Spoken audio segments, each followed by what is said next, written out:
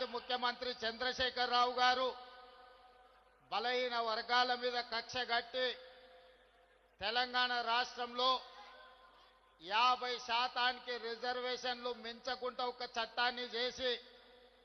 ఈనాడు మనం 50%కి పైగా రిజర్వేషన్లు ఇవ్వాలంటే ఆనాడు చంద్రశేఖరరావు గారు చేసిన చట్టం గుదిబండగా మారి తెలంగాణ రాష్ట్రంలో సర్పంచులుగా, ఎంపీటీసీలుగా, జడ్పీటీసీలుగా, జిల్లా పరిషత్ చైర్మన్లుగా, మున్సిపల్ కౌన్సిలర్లుగా, కార్పొరేటర్లుగా, మున్సిపల్ చైర్మన్లుగా, మేయర్లుగా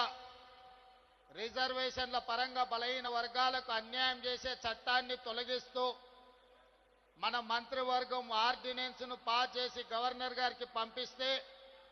విద్యా ఉద్యోగాలలో 42% రిజర్వేషన్లు బలహీన వర్గాలకు,